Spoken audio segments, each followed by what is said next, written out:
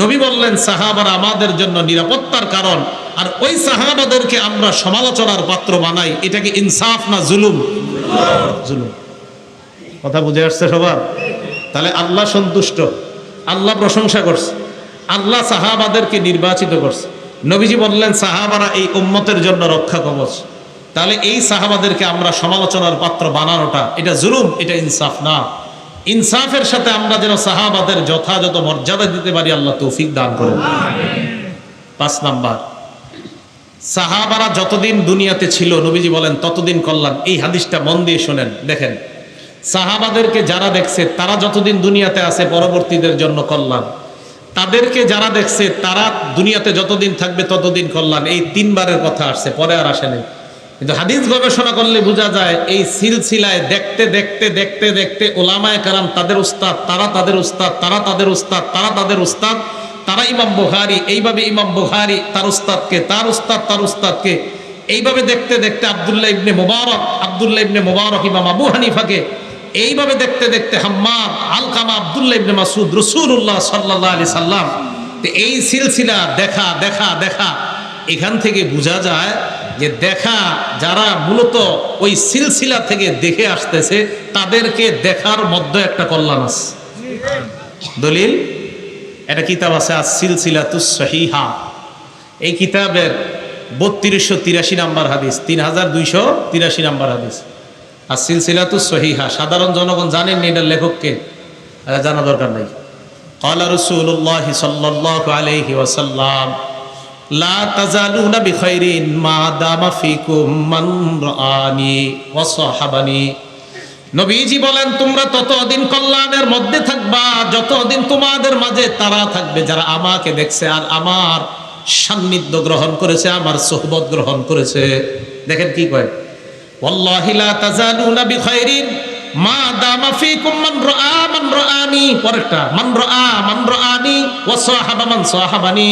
আল্লাহর কসম তোমরা ততদিন কল্যাণের মধ্যে থাকবা যতদিন তোমাদের মাঝে তারা থাকবে যারা আমার সাহাবাদেরকে দেখছে, যারা আমার সাহাবাদের সোহবত গ্রহণ করেছে।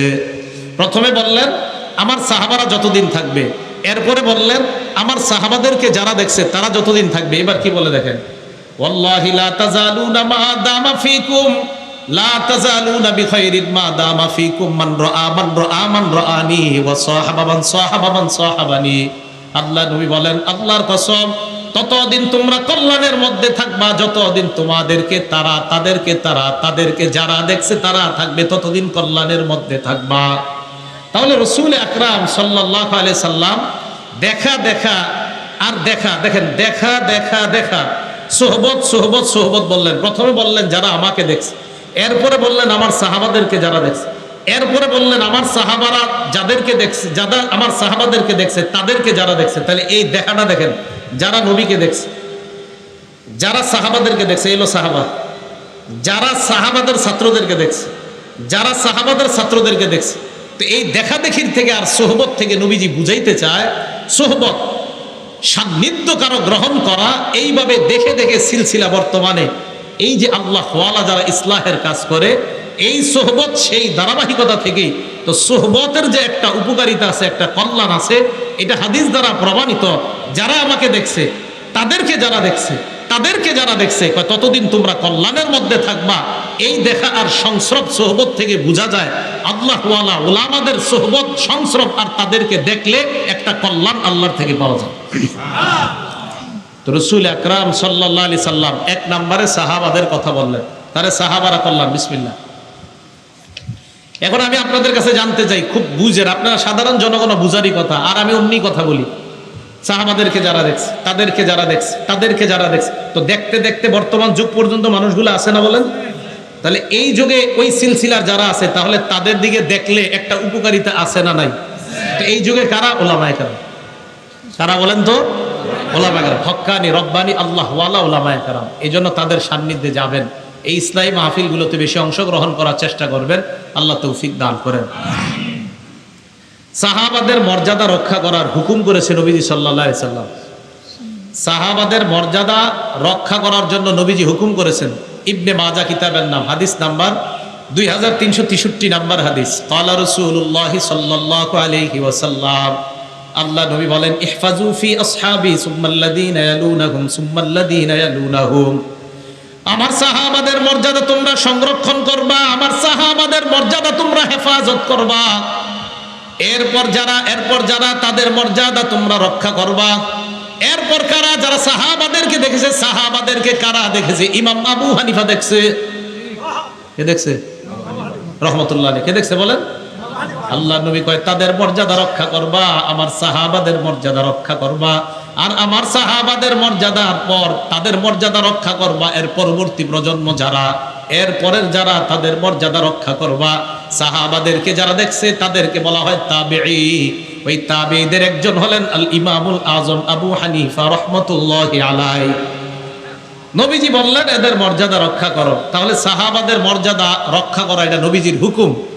সাহাবাদের প্রশংসা করেছেন আল্লাহ, সাহাবাদের প্রতি আল্লাহ সন্তুষ্ট, সাহাবারা আল্লাহ নির্বাচিত বান্দা, সাহাবারা এই উম্মতের নিরাপত্তার রক্ষা কবচ, সাহাবারা এই উম্মতের জন্য কল্যাণ। সাহাবাদের মর্যাদা রক্ষা করার হুকুম নবীজি সাল্লাল্লাহু আলাইহি সাল্লাম করছেন।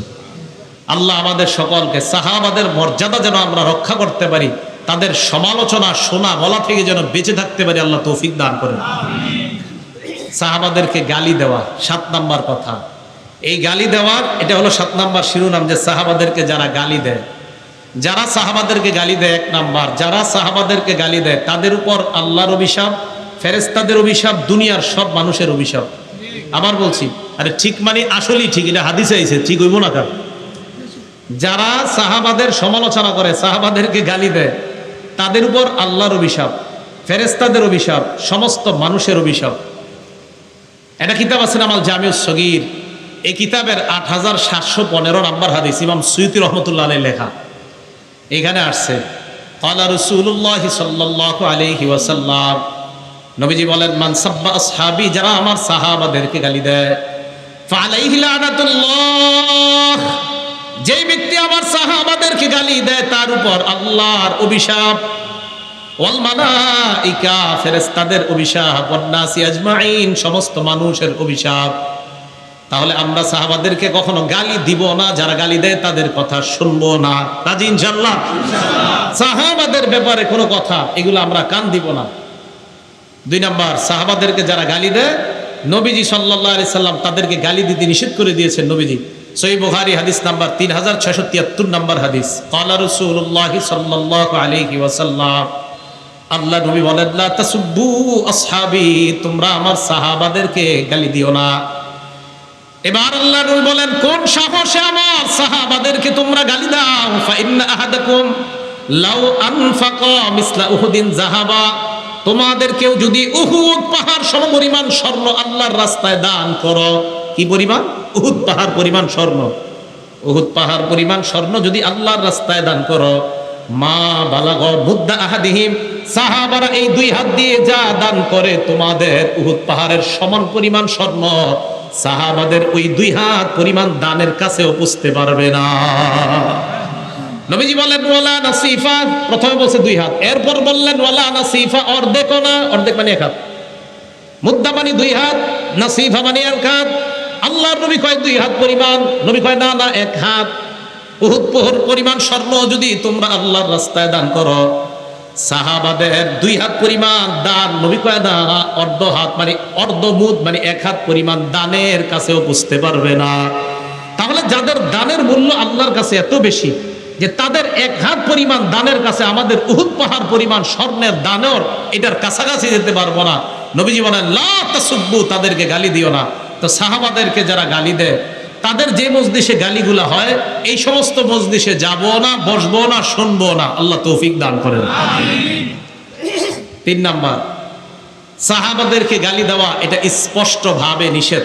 হাদিসের মধ্যে আরেকটা নিষেধাজ্ঞা দেখেন, কেন বলে এইখান থেকে দেখেন এই মজলিসের কি প্রয়োজন। এই যে খানকায় হযরত মাওলানা হাফিজুল্লাহ রহমতুল্লাহ আলাইহি এই খানকার উদ্যোগে ইসলামী মাহফিলের প্রয়োজনীয়তাটা এই হাদিস থেকে সাহাবাদের ব্যাপারেও জানেন, আর মজলিসের প্রয়োজনীয়তা জানেন।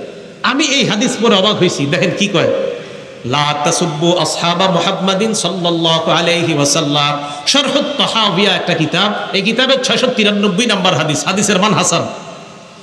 লা তাসুব্বু আসহাবা মুহাম্মাদিন সাল্লাল্লাহু আলাইহি ওয়াসাল্লাম, তোমরা মুহাম্মদ সাল্লাল্লাহু আলাইহি ওয়াসাল্লামের সাহাবাদেরকে তোমরা গালি দিও না। এবার কি করে দেখেন, শোনো তোমরা, লা মুকামু আহাদিহিম সাআতান ইয়ানি মা'আন নবী সাল্লাল্লাহু আলাইহি ওয়াসাল্লাম খায়রুম মিন আমালিকুম 40 সানা। নবীজির সাথে সাহাবাদের এক মুহূর্তের অবস্থান, কি কয়, নবীর সাথে সাহাবাদের এক মুহূর্তের অবস্থান তোমাদের 40 বছর আমলের চাইতে বেশি দামি। তাহলে আল্লাহওয়ালাদের সাথে অবস্থানের দাম আছে না নাই? এই দেখেন, আমি অবাক হয়ে গেছি হাদিসে যে অবস্থান, আল্লাহওয়ালা মানে বসে রয়েছে নবীর সাথে সাহাবা, কয় সাহাবা নবীর সাথে বসে থাকার এক মুহূর্তের বসে থাকাটা তোমাদের 40 বছর আমলের চেয়ে বেশি দামি। তাহলে বোঝা যায় এখান থেকে যে আল্লাহ ওয়ালাদের সাথে বসে থাকাটাও একটা ফায়দা, উপকারিতা। আপনি অনেক মুরব্বী আল্লাহওয়ালা আছে যাদের কথা বোঝা যায় না, দরকার নাই বোঝা যাওয়া, এমনি বসে থাকবেন। ঢাকার বড় বড় আল্লাহওয়ালা অনেক মুরব্বী, অনেক বয়সের কারণে সব কথা বোঝা যায় না, এমনি গিয়ে আমরা বসে থাকি। কেন বসে থাকি? এই সমস্ত হাদিসের কারণে, যে ওনাদের মজলিসে বসে থাকাটাও এটা আল্লাহর পক্ষ থেকে একটা গনিমত, একটা নিয়ামত। তো দেখেন হাদিসের মধ্যে আছে যে সাহাবায়ে কেরাম নবীর সাথে কিছু মুহূর্ত কাটানো, এটা তোমাদের 40 বছর ইবাদতের চাইতে বেশি দামি। তাহলে বলেন তো, যাদের সামান্য ইবাদত, শুধু সামান্য নবীর সাথে বসে থাকাটা এত দাম, তাহলে তাদের ইবাদতের কত দাম? এরা বসে থাকছে এত দাম, ইবাদতের দাম আছে না নাই? আছে। ইবনে মাজাহ কিতাবের নাম, হাদিস নাম্বার 162 নাম্বার হাদিস। এই হাদিসের মধ্যে আসছে, লা তাসুব্বু আসহাবা মুহাম্মাদিন সাল্লাল্লাহু আলাইহি ওয়াসাল্লাম, তোমরা মুহাম্মদ সাল্লাল্লাহু আলাইহি ওয়াসাল্লামের সাহাবাদেরকে গালি দিও না। এই হাদিসের মধ্যে আসছে, লা মুকামু আহাদিহিম ইয়ানি মা'আন নবী সাল্লাল্লাহু আলাইহি ওয়াসাল্লাম খায়রুম মিন আমালিকুম উমরা। হুজুর, এই হাদিসে আসছে যে সারা জীবন তোমরা আমল করলেও নবীর সাথে সাহাবাদের কাটানো এক মুহূর্তের সমান হবে না। এটা দেখ, উমরা আসছে, এটাতে উমরা, আগেরটা আসছে 40 বছর, এটা আসছে উমরা, সারা জীবন কাটায় দিবে।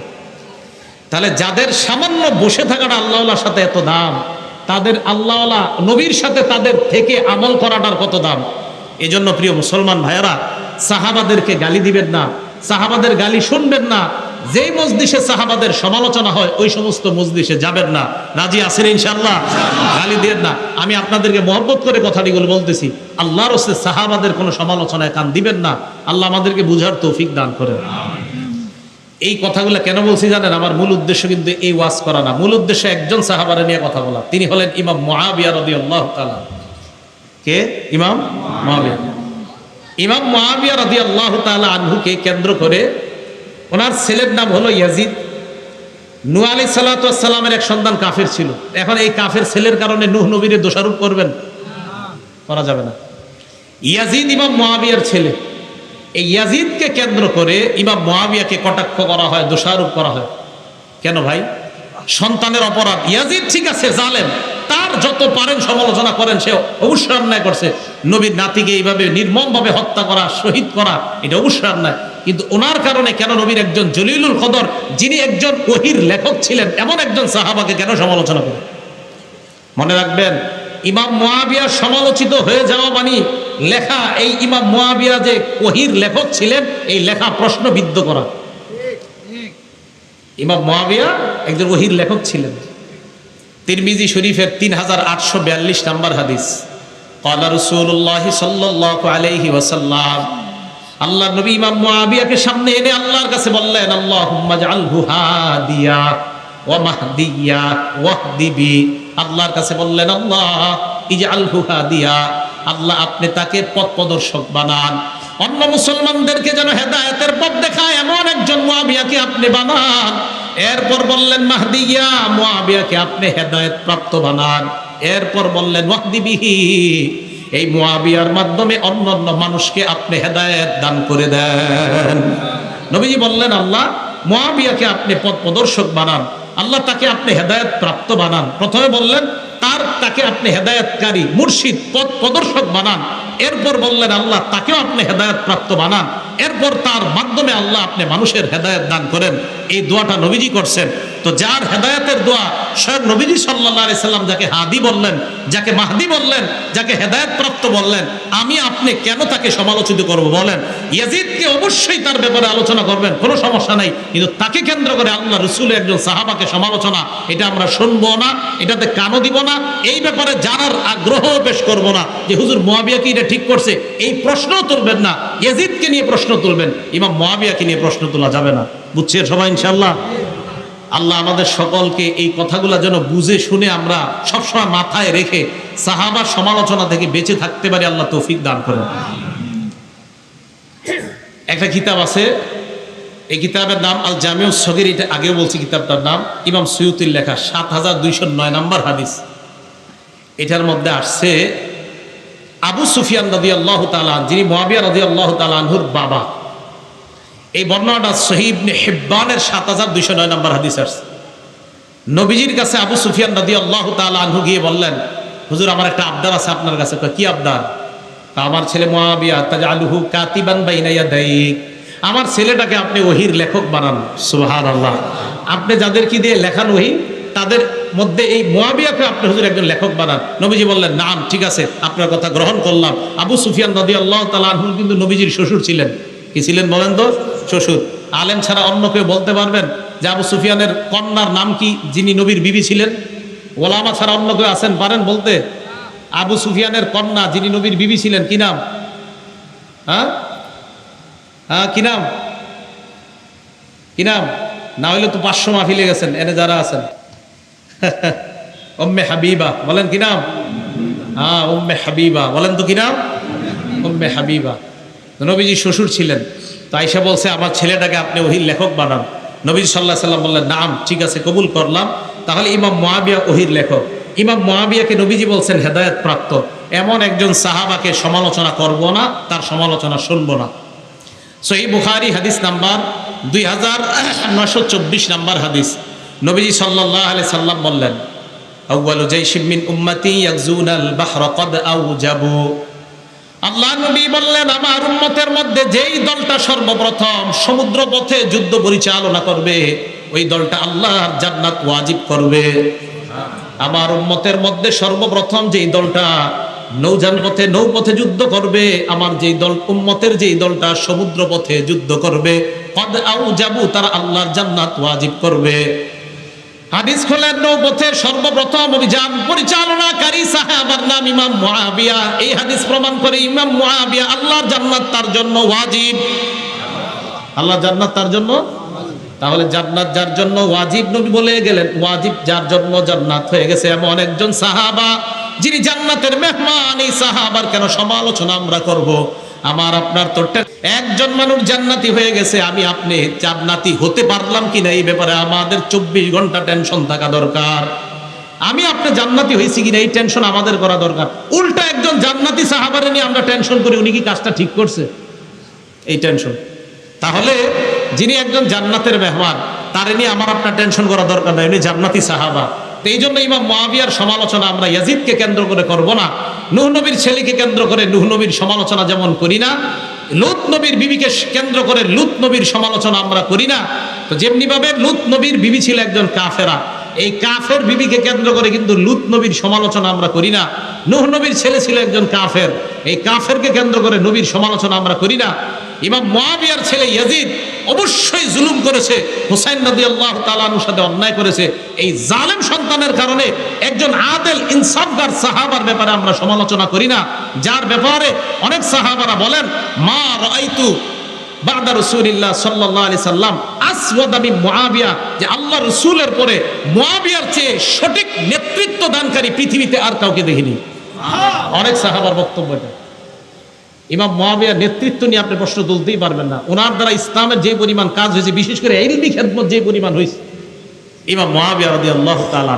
তো বুঝাইতে চাইলাম, যার ইসলামের এত অবদান, তার ব্যাপারে আমরা সমালোচনা করব, তার ব্যাপারে নাক গলানো, এটা আমাদের উচিত না। আল্লাহ বুঝার তৌফিক দান করেন।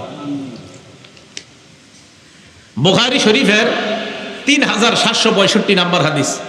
এই হাদিসের মধ্যে আসছে, আব্দুল্লাহ ইবনে আব্বাসকে গিয়ে একজন বিচার দিছে ইমাম মুয়াবিয়ার নামে। বিচার দেওয়ার পরে ইবনে আব্বাস কয়, তুমি কি বললা? কয়, হুজুর মুয়াবিয়া তো এই কাজ করে, বিতির নামাজের ব্যাপারে একটা মাসালা।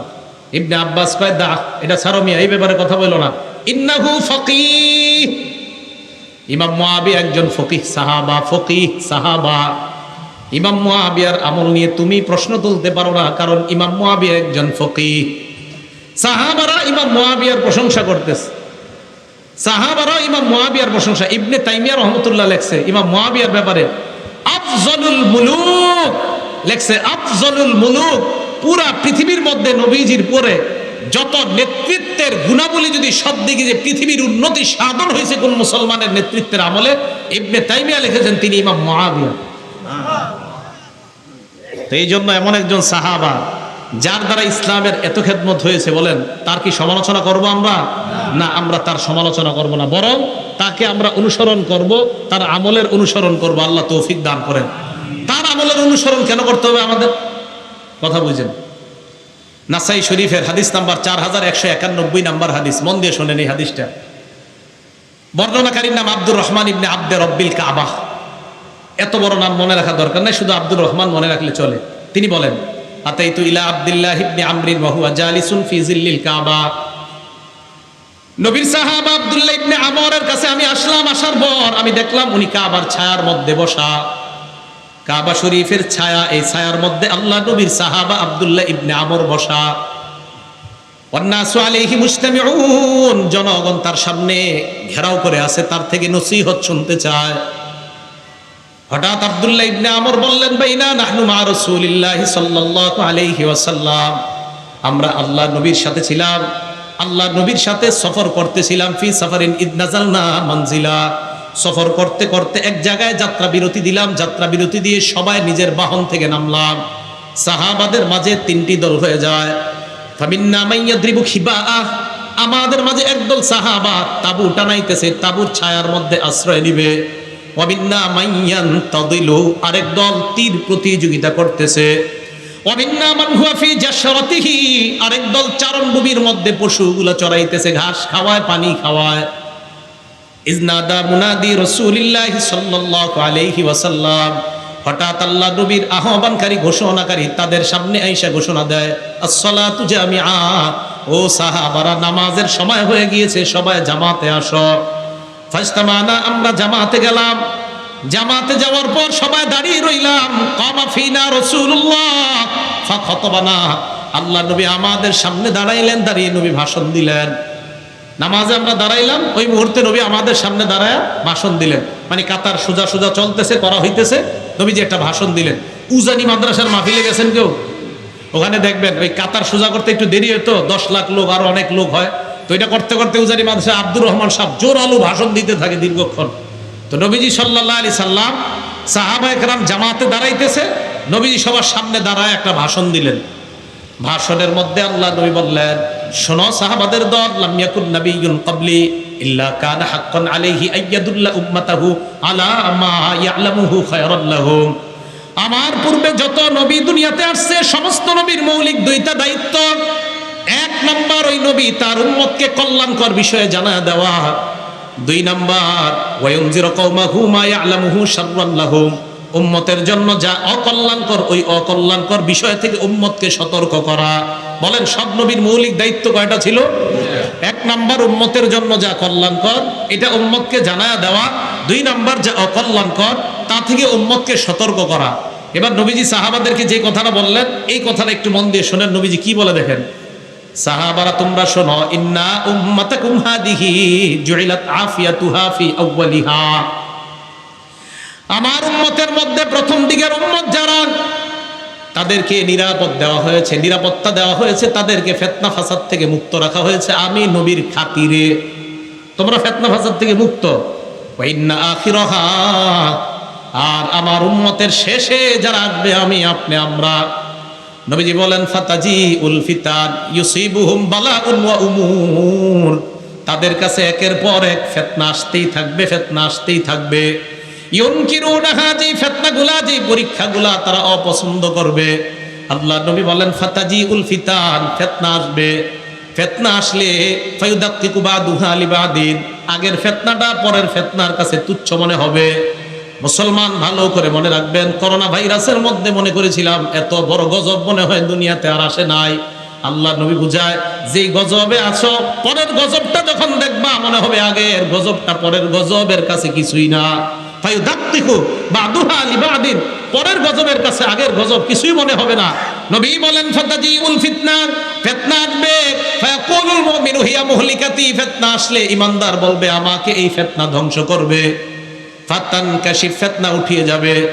সুম্মা তাজিউল ফিতনা, আবার ফিতনা আসবে, ঈমানদার মনে করবে আমি ধ্বংস। নবীজি বলেন ফাতান কাশিফু, আবার ফিতনা উঠে যাবে। আল্লাহ নবী কয় শোনো, গজবের মধ্যে তোমাদের মরণ হয়েও যেতে পারে। মরণ যদি তোমাদের হয়ে যায়, আল্লাহ নবী বলেন ফালতুদরিকহু মাউতাতুহু, তোমার মরণটা যেন এমন অবস্থায় হয় ওয়া হুয়া মুমিনুন বিল্লাহি ওয়াল ইয়াউমিল আখির। আল্লাহ নবী বলেন ওই গজবের সময় যখন তুমি মরবা, তোমার মরণটা যেন এমন অবস্থায় হয় যে তুমি আল্লাহ মানো আর আখিরাত মানো। নবী কয় যদি তুমি দুইটা জিনিস চাও, কি? মান আহাব্বা ইয়ুজাহজাহা আনিন নার ওয়া ইউদখালাল জান্নাহ, যদি তুমি জাহান্নাম থেকে মুক্তি চাও আর জান্নাতে যাইতে চাও, এই গজবের জামানার মধ্যেও যদি তুমি জান্নাতে যেতে চাও, নবীজি বলেন তোমার মরণটা যেন ঈমানের সাথে হয়, আখিরাতকে বিশ্বাসের সাথে হয়। এমন অবস্থায় যদি তুমি মরো, ইনশাআল্লাহ তুমি জান্নাতে প্রবেশ করবে। তো নবীজি আমাদেরকে সতর্ক বাণী দিয়ে গেলেন, সতর্ক বার্তা দিয়ে গেলেন। এখন এই একটা হলো কি কল্যাণ, বলেন একটা কি কল্যাণ, আরেকটা অকল্যাণ। এই কল্যাণ অকল্যাণ নবীজি সাহাবাদেরকে শিখিয়ে গেছে। সাহাবারা পরবর্তীদেরকে এইভাবে বলতে বলতে আমাদেরকে সাহাবায়ে কেরাম এইভাবে শিখিয়ে গেছে। এখন আমি যেই কথাটা পয়েন্টটা আপনাদের সামনে বলতে চাই সেটা হলো এই, সাহাবায়ে কেরামদেরকে তো নবীজি বলে দিয়েছেন দুই জিনিস, এখন সাহাবাদের রিঅ্যাকশনটা কি দেখেন। নাসাই শরীফ হাদিস নাম্বার 4149 নাম্বার হাদিস, হাদিসের বর্ণনাকারী উবাদা ইবনে সামিত রাদিয়াল্লাহু তাআলা তিনি বলেন বায়ানা নবিয়্য সাল্লাল্লাহু আলাইহি ওয়াসাল্লাম আলা সামঈ ওয়াত তাআ ফিল ইউসরি ওয়াল উসরি ওয়াল মানশাতি ওয়াল মুকরাহি ওয়া আল্লা নুনাজিআল আমরা আহলা ওয়া আন নাকুমা বিল হাক্কি হাইসু কুন্না লা নাখাফু ফিল্লাহি লাওমাতা লাঈম। উবাদা ইবনে সামিত বলেন নবীজির হাতে আমরা বায়াত হলাম, এই মর্মে বায়াত হলাম আলা সামঈ, নবীর থেকে যা শুনবো, ওয়াত তাআতি আমরা তা মানবো। এবার বাংলা স্লোগানটা দিতে হবে, যা শুনবো আবার যা শুনবো। তাহলে সাহাবারা নবীর সাথে বলছে হুজুর আমরা বায়াত হলাম, যা শুনবো তা মানবো। শিখাইতে শিখাইতে আমাদের পর্যন্ত আসছে। এখন আমি আপনাদের জানতে চাই, আমরা নবীর থেকে যা শুনবো তা মানবো, আমরা ওয়াদা হয়েছি, ওয়াদাবদ্ধ হয়েছি। কিভাবে? ফিল ইউসরি, সহজ অবস্থায় নবীর কথা মানবো, ওয়াল উসরি, কঠিন অবস্থায় নবীর কথা মানবো, ওয়াল মানশাতি, সুখেও নবীর কথা মানবো, ওয়াল মুকরাহি, দুঃখেও নবীর কথা মানবো। তাহলে আমরা আমার অনুকূলে হলেও নবীর কথা মানবো, আমার প্রতিকূলে হলেও আমি নবীর কথা মানবো, সুখের সময় আমি নবীর কথা মানবো, দুঃখের সময় আমি নবীর কথা মানবো। এই মর্মে আমরা ওয়াদাবদ্ধ হয়েছি। এখন আমি আপনাদের সামনে যে বিষয়টা বলতে চাই, হুসাইন রাদিয়াল্লাহু তাআলা আনহু যে শহীদ হলেন, এই শাহাদাতটা আমাদের জন্য কি সুখের না দুঃখের? অবশ্যই দুঃখের। কষ্ট দিছে আমাদেরকে, এইভাবে শহীদ করা ঠিক হয় নাই। এখন দুঃখের সময় কি করণীয়, এই জাতীয় কোনো করণীয় নবীজি আমাদেরকে বলছেন কিনা বলেন? বলছে। আমরা কষ্ট পাইছি ইমাম হুসাইনের শাহাদাতে, তো এখন তার শাহাদাতে যে আমরা কষ্ট পাইলাম, এখন কষ্টের সময় কি করণীয় আমাদের দেখতে হবে, কোরআন হাদিসে কোনো করণীয় আছে কিনা। যদি থাকে তো এটাই করা, আর যদি বলেন না নাই তাহলে তো কিছুই করা যাবে না। এখন বিপদের সময় কি করা কোরআনে বলছে, ইন্না লিল্লাহি ওয়া ইন্না ইলাইহি রাজিউন পড়া। কি পড়া? রাজিউন পড়া। বুখারীর 1284 নম্বর হাদিসের বর্ণনা, নবীজির এক কন্যা আল্লাহ নবীর কাছে সংবাদ পাঠাইলেন, আব্বা ইন্না ইবনাল্লি কবিজ, আব্বা আমার ছেলেটা মারা যাবে অবস্থা, আপনি একটু আমার সন্তানটাকে দেখতে আসেন।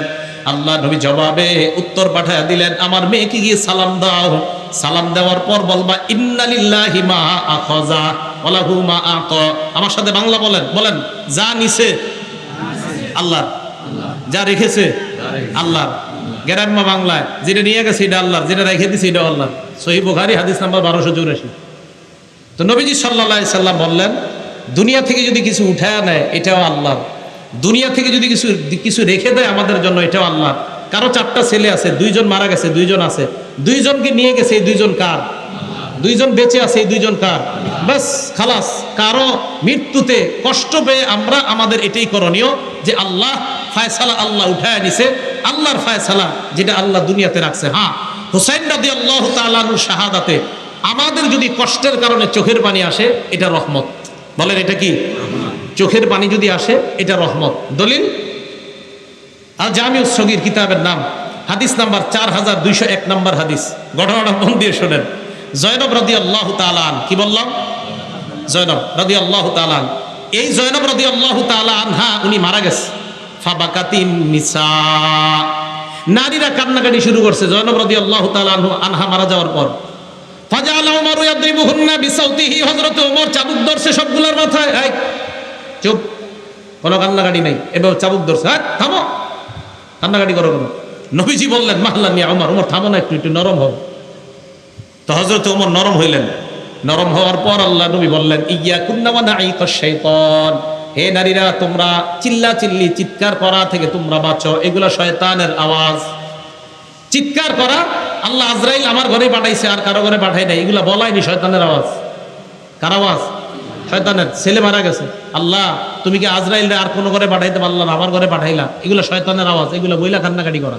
এবার নবীজি কি বলে দিছে দেখেন, মাহমা ইয়াকুনু মিনাল আইনি ওয়াল কালব, চোখের পানি যদি অটোমেটিক কারো শোকে বের হয়, অন্তর থেকে বের হয়, ফামিনাল্লাহ ওয়া মিনার রাহমা, এটা আল্লাহর পক্ষ থেকে দয়া। হোসাইন রাদিয়াল্লাহু তাআলা আনহুর শাহাদাতের ঘটনা পড়বেন, পড়লে আপনার চোখের পানি আসবে। তো এই চোখের পানি আসাটা এটা দয়া, এটা রহমত।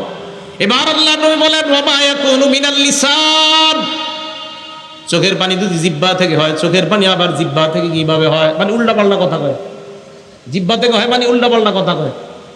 খোদা আমারে নিয়ে নাও, আমার আব্বারে নিয়ে নিছো, আমি এই দুনিয়াতে আর থাকতে চাই না, কালকে সকালে উঠে আব্বারে দেখবো না, আমারে নিয়ে নাও। এটা মিনাল লিসান, জবান থেকে। ওয়ালিয়াদ, হাত থেকে।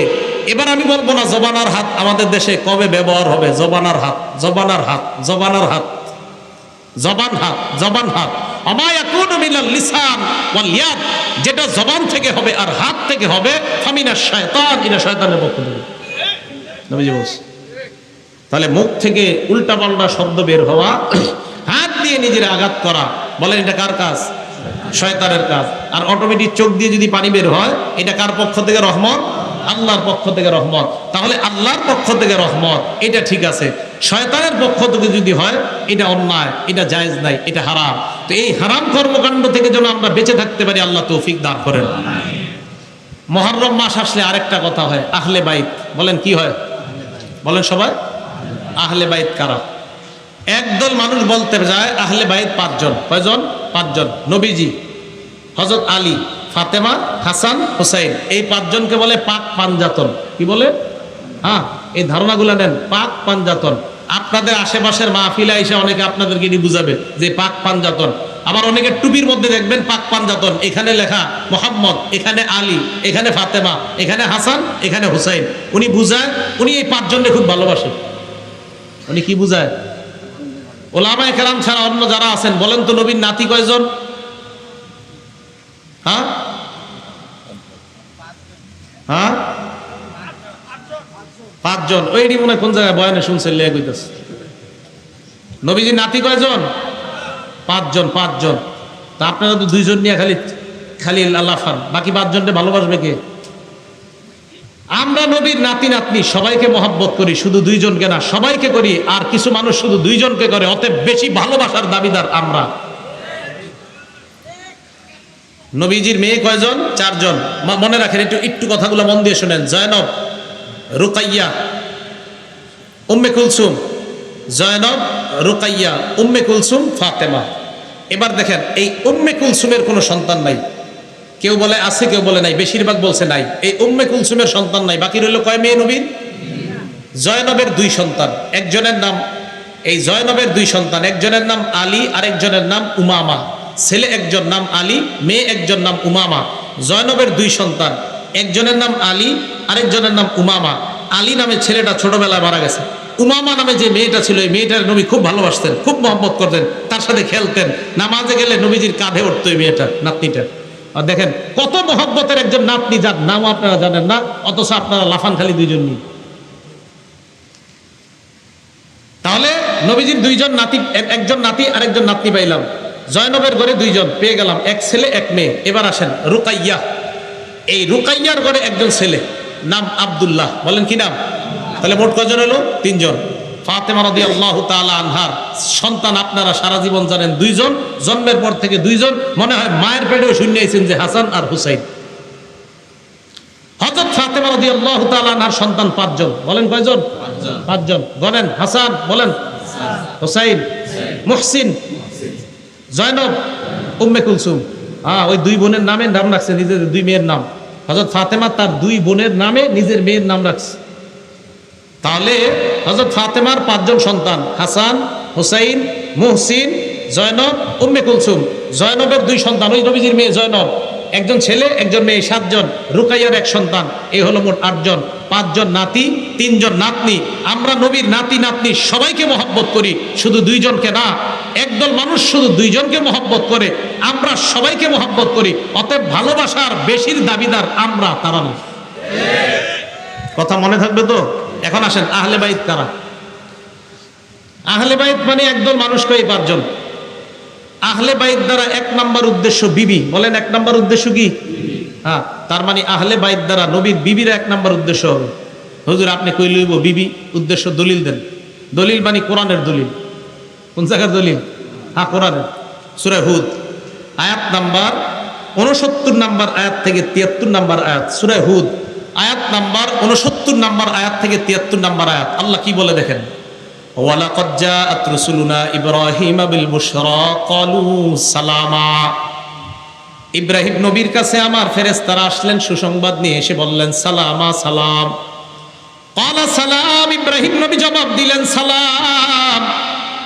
এবার ইব্রাহিম নবী ফামা লাবিসা আন জাআ বিআজলিন হানিজ, দেরি না করে একটা বাছুর জবাই করে, ওই বাছুর, একটা বাছুর ভুনা করে, তাড়াতাড়ি ভুনা বাছুর তাদের সামনে নিয়ে আসছে মেহমান। ইব্রাহিম নবী ভাবলেন আমার বাসায় মেহমান আসছে, মেহমানদেরকে খাবার দেই। ভুনা বাছুর নিয়ে আসার পর সামনে দিলেন। ফালাম্মা রাআ আইদিয়াহুম লা তাসিলু ইলাইহি নাকিরাহুম, মেহমানদের দিকে তাকায় দেখে মেহমানদের হাত খাবারের দিকে যায় না। ফেরেশতারা কি খায়নি? তো ইব্রাহিম নবী তো জানেন এরা যে ফেরেশতা। ইব্রাহিম নবী যখন দেখলেন তাদের হাত খাবারের দিকে প্রসারিত হয় না, নাকিরাহুম, ব্যাপারটা ওনার কাছে অস্বাভাবিক মনে হয়। উনি সন্দিহান হয়ে পড়েন। ওয়াউজাসা মিনহুম খিফা, মনে মনে উনি ভয় পায়।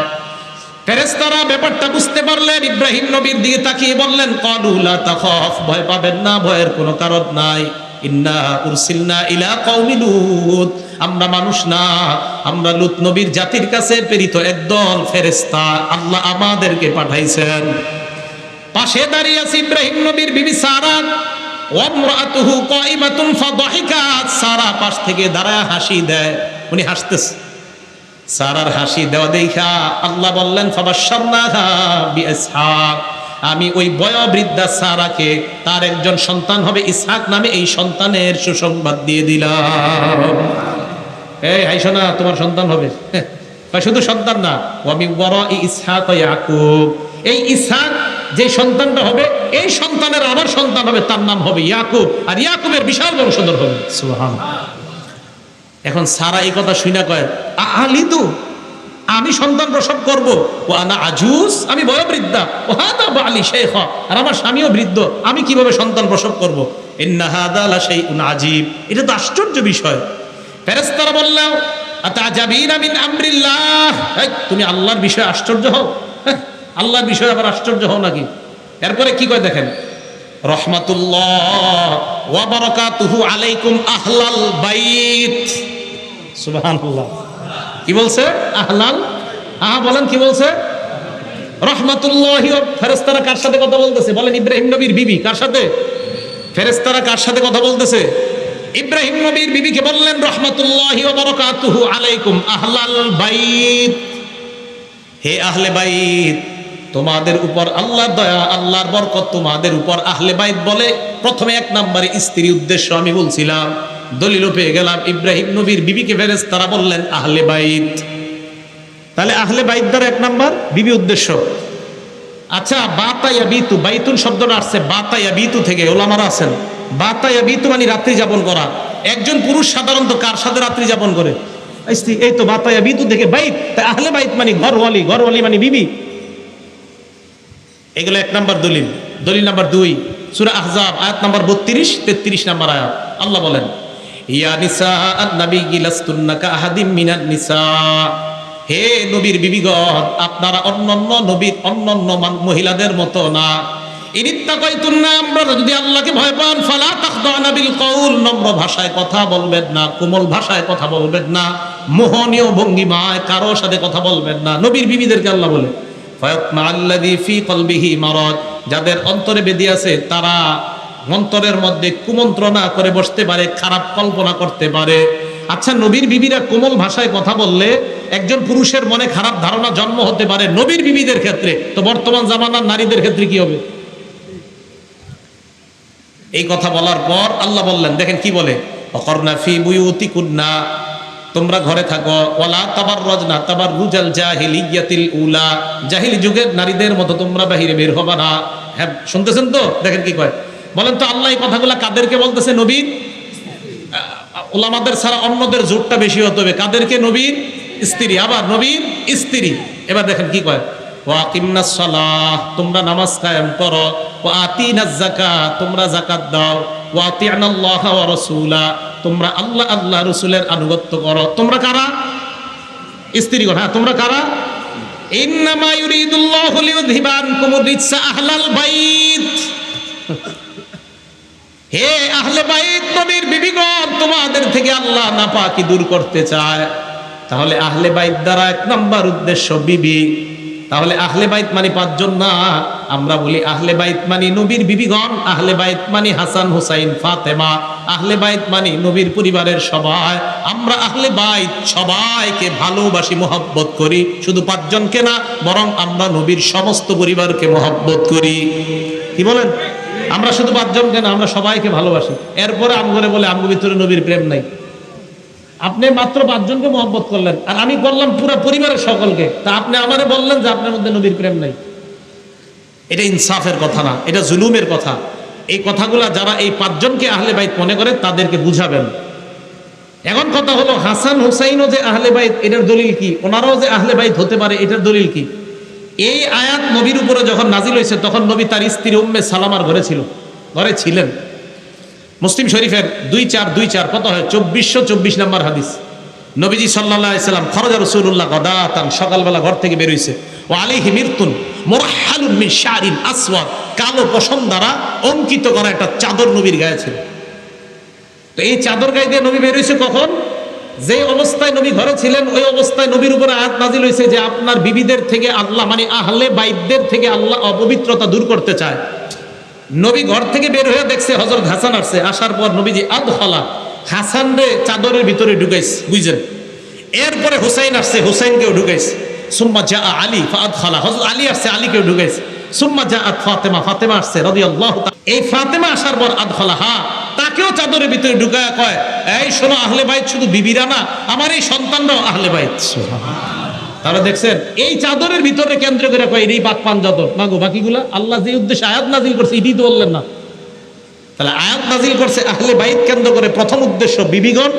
এরপরে নবী হাদিসের ব্যাখ্যায় বুঝাই দিয়েছে শুধু বিবিগণ না, আমার সন্তানগণ, আমার পরিবারের আরো যারা, তারাও আহলে বাইত। বলেন, আমরা আহলে বাইত শুধু পাঁচজনকে মহব্বত করি না, সব আহলে বাইতকে মহব্বত করি। হ্যাঁ, সব আহলে বাইতকে মহব্বত করি। আল্লাহ পাক রব্বুল আলামিন আমাদের সকলকে মুহররম মাসকে কেন্দ্র করে যেই সমস্ত কথাগুলো হয়, কারবালার ঘটনা আপনারা অনেক শুনেছেন হয়তো, তো এই জন্য যেই বিষয়গুলো সাধারণত আনা হয়, এই বিষয়গুলো যেন আর না আনা হয়। শুধুমাত্র পাঁচজনকে মহব্বতের কথা যেন বলা না হয়, নবীর পুরো পরিবারকে যেন মহব্বতের কথা বলা হয়। হযরত হুসাইনকে কেন্দ্র করে অবশ্যই ইয়াজিদের ব্যাপারে, ইয়াজিদ যা যা করেছে, অন্যায় করেছে, অবশ্যই এগুলো বলা দরকার। কিন্তু এটাকে কেন্দ্র করে যেন ইমাম মুআবিয়াকে সমালোচনা করা না হয়, সাহাবাদেরকে সমালোচনা করা না হয়। আল্লাহ পাক রব্বুল আলামিন সাহাবা সমালোচনা থেকে আমাদেরকে বেঁচে থেকে আমরা যেন আমাদের ঈমানকে খাঁটি করে দুনিয়া থেকে আমরা বিদায় নিতে পারি। আল্লাহ তৌফিক দান করেন। আমিন। ওয়া আখিরু দাওয়ানা আনিল হামদুলিল্লাহি রাব্বিল আলামিন। আসসালামু আলাইকুম ওয়া রাহমাতুল্লাহি ওয়া বারাকাতুহু।